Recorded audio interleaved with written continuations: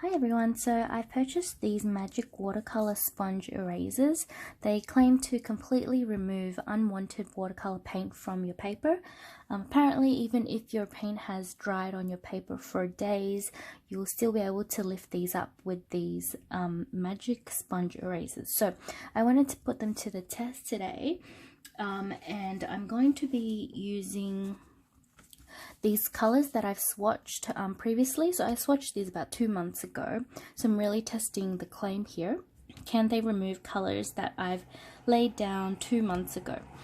I'm going to be probably cutting this into maybe a third, because this is a little bit big, so I might just cut it maybe here.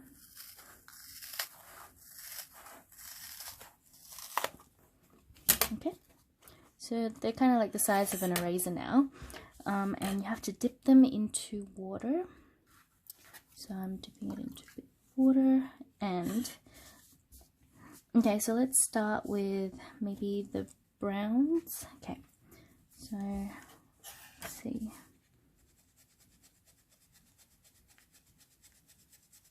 Oh, ooh, look. Oh wow, it can actually remove quite a lot of pigment, and this paint is dried for months, so I'm actually quite surprised it is able to lift that off. Okay, let's keep going. Okay, I think I'm going to stop at the halfway mark so you can see what how pigmented it was before and how much it's rubbed off. So I'm going to try and see if I can clear this section up a bit more. It is a bit smudgy. That's probably because I've, sorry, I'm a bit sick at the moment, so excuse my nasally voice. It's not going to sound like this in future videos. But I think that did a pretty good job. Wow. I thought this was going to be a gimmick, but it's actually lifted off pretty much all of the color, and it is almost white again. So I'm gonna do the same to the other colors. So the reason why I wanted to test these out on all sorts of different colors was I wanted to see whether it would potentially be able to lift off more staining colors.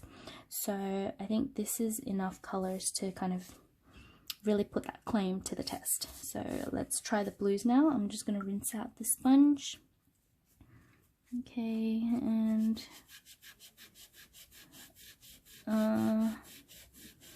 okay, the blues look a lot harder to rub off. They're smudging significantly more, and I'm getting a lot of like beads of paper as well, so I might need to like dab it off with a paper towel. But yeah, this I think how this works is it's just exfoliating the top layer of your paper, and by doing so it lifts off the layer of color on that. So it's not doing it as well as the browns, but pretty good job still. Definitely more than what a brush could lift off, and it's, I mean, it has been swatched for about 2 months, so that's pretty good. Let's try the greens.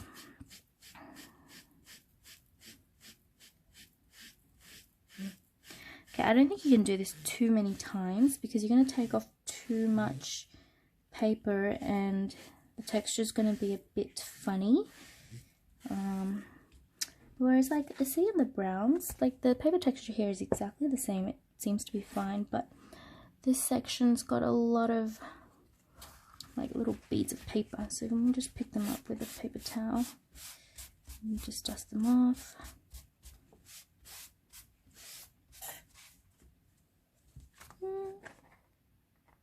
Did a pretty decent job.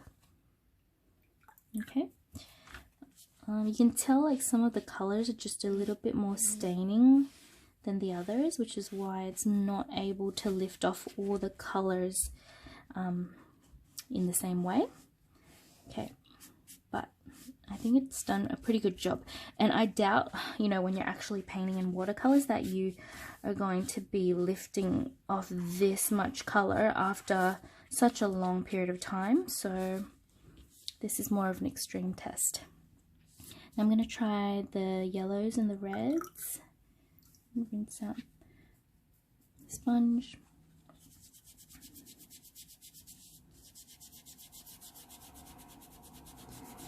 Okay, the potter's pinks just disappeared very easily. I'm expecting these to probably remove easier than the blues.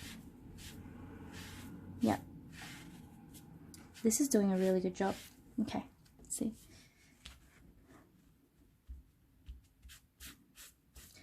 Oh, okay, so one thing not to do is use pens that are not waterproof, because as you can see, the sponge has smudged the part with the pen ink has been written on to the paper, and I can't remove that smudge now.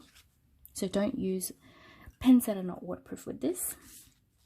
But I mean, that's erased quite a lot. Okay, same with the little beads of paper, but we just removed that with... Okay, wow. I'm pretty impressed with this. Okay, I'll let you have a look. Whoops, I haven't done this color. Just missed that one completely. Oops, it's too much water. Oh, now it's getting messy. Okay, I'm going to use the other side of the sponge now. It's very messy now. Okay. Okay.